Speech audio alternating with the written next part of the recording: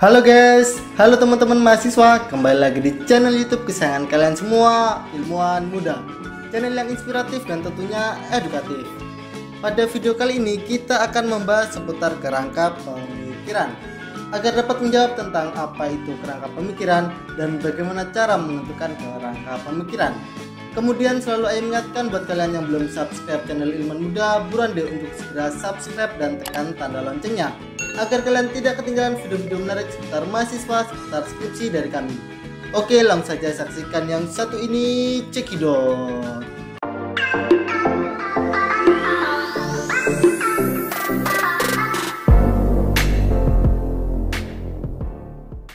Sebelum melakukan penelitian, seorang peneliti harus menentukan serangkaian urutan kegiatan penelitian terlebih dahulu.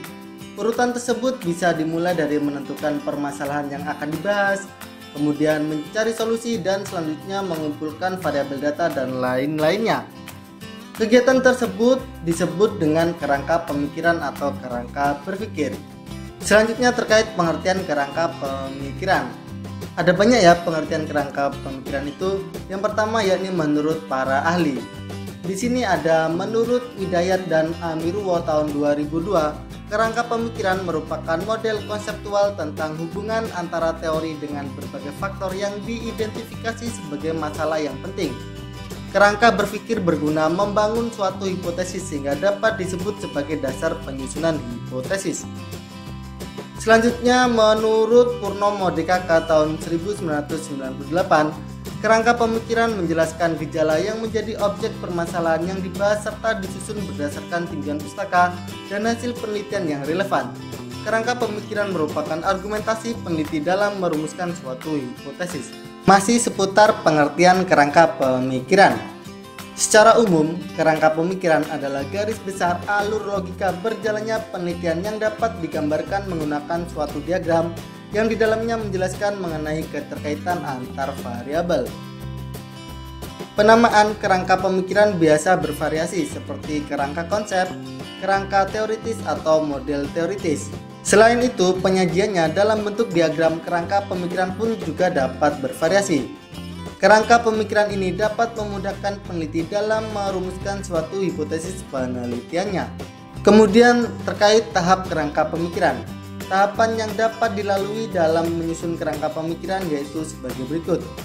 Yang pertama yakni menetapkan variabel yang lebih rinci. Kemudian memperbanyak membaca buku dan hasil penelitian. Kemudian yang ketiga menjelaskan teori-teori tentang variabel yang diteliti. Tahap selanjutnya menganalisis teori dan hasil penelitian secara kritis. Lalu melakukan analisis komparatif tentang teori dan hasil penelitian, kemudian mengambil kesimpulan sementara, dan yang terakhir yakni menyusun kerangka berpikir. Adapun tahapan kerangka pemikiran tersebut dapat dijelaskan sebagai berikut ya teman-teman. Yang pertama yakni menetapkan variabel yang lebih rinci. Ketika peneliti ingin mendapatkan berbagai macam teori yang jelas untuk menyusun kerangka berpikir, maka perlu menentukan variabel terlebih dahulu. Variabel dapat ditentukan dengan cara memperhatikan judul yang dibuat, menentukan variabel-variabel data dari judul tersebut, dan kemudian menulis seluruh variabel yang sudah ditentukan tersebut. Variabel-variabel itulah yang nantinya menjadi titik tolak dalam pengembangan teori. Kemudian yang kedua yakni memperbanyak membaca buku dan hasil penelitian.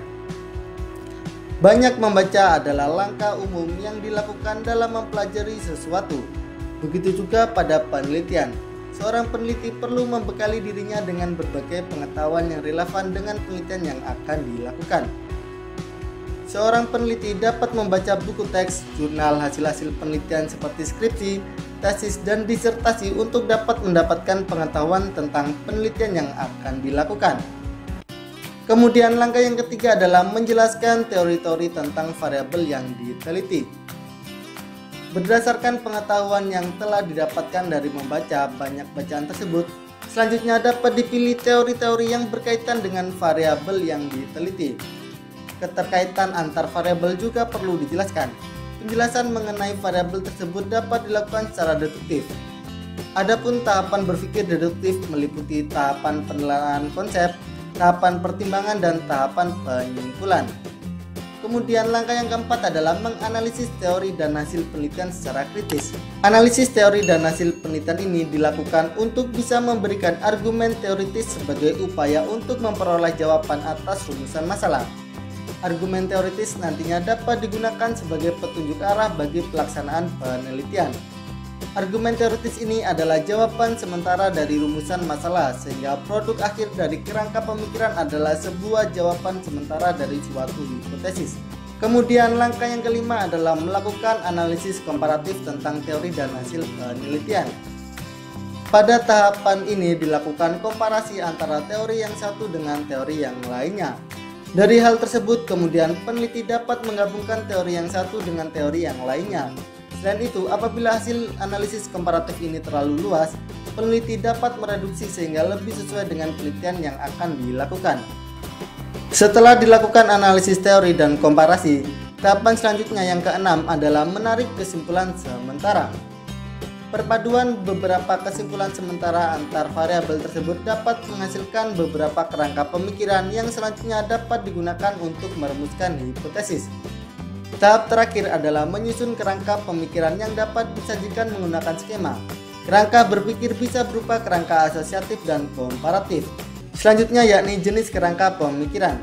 Kerangka pemikiran dapat dikategorikan menjadi 3 jenis, yaitu yang pertama adalah kerangka teoritis, kemudian yang kedua adalah kerangka konseptual, dan selanjutnya yang ketiga adalah kerangka operasional. Ketiga jenis kerangka pemikiran tersebut dapat dijelaskan. Yang pertama yakni kerangka teoritis. Kerangka teoritis adalah kerangka pemikiran yang menegaskan tentang teori yang dijadikan landasan serta asumsi-asumsi teoritis. Selanjutnya teori tersebut digunakan untuk menjelaskan fenomena yang diteliti. Kemudian kerangka konseptual.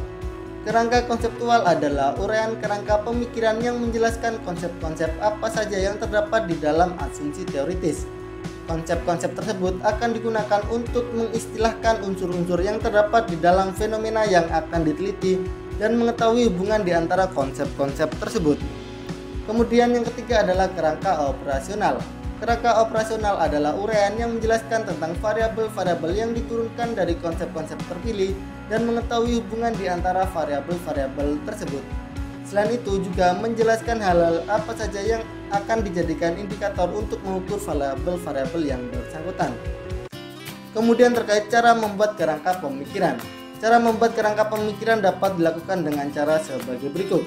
Yang pertama yakni menentukan kunci masalah penelitian yang akan dibahas. Langkah pertama dalam membuat kerangka pemikiran adalah memilih istilah kunci dari permasalahan penelitian. Kunci permasalahan tersebut harus didefinisikan dengan jelas untuk setiap istilahnya karena seringkali memiliki definisi yang banyak. Kerangka pemikiran dapat dibangun dari masalah penelitian. Kemudian yang kedua yakni mengevaluasi definisi teori dan model yang relevan. Peneliti dapat menggambarkan hubungan antar konsep-konsep dengan melakukan tinjauan pustaka yang menyeluruh. Menulis kerangka pemikiran bertujuan untuk membandingkan dan mengevaluasi secara kritis pendekatan yang telah diusulkan. Kemudian langkah yang ketiga yakni menunjukkan kontribusi penelitian sendiri. Selain menjelaskan teori dan ide orang lain, kerangka pemikiran harus juga bertujuan menunjukkan proyek yang sedang dilakukan oleh peneliti. Teori-teori yang sudah ada digunakan untuk memperkuat penelitian yang sedang dilakukan oleh peneliti. Kemudian yang keempat yakni menuliskan langkah-langkah yang diambil dalam mencapai tujuan. Langkah-langkah yang akan dilakukan dalam penelitian bertujuan untuk mengetahui urutan penelitian sehingga nantinya pelaksanaan penelitian dapat terarah dengan jelas. Hal ini juga dapat digunakan oleh peneliti untuk memprediksi kemungkinan yang akan terjadi sehingga bisa melakukan antisipasi. Kemudian terkait contoh kerangka pemikiran skripsi. Berikut adalah contoh kerangka pemikiran dari skripsi yang berjudul yakni pengaruh aplikasi tanaman bariel terhadap dinamika populasi arthropoda tanah pada pertanaman padi koko atau Oryza sativa L. Bisa kita lihat di kerangka yang sebelah kanan yang ditunjuk oleh gambar. Variasi tanaman penghalang atau barier memiliki fungsi sebagai tempat bernaung dan berlindung arthropoda tanah, memberikan kelimpahan seresah pada tanah serta meningkatkan kelembapan tanah. Sehingga dengan adanya fungsi-fungsi tersebut penggunaan tanaman barier dapat mendukung kehidupan arthropoda tanah.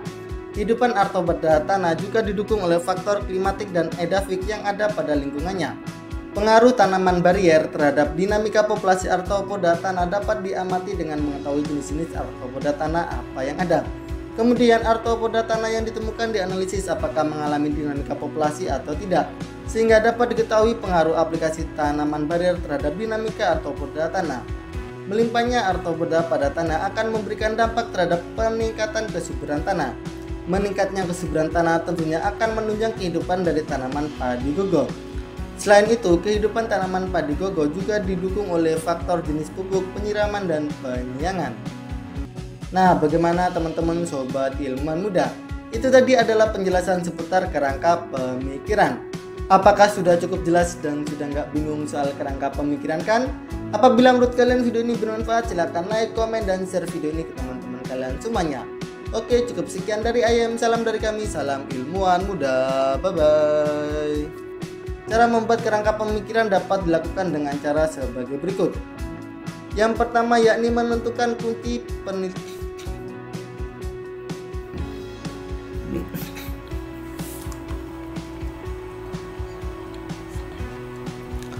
Yang pertama yakni menentukan kunci masalah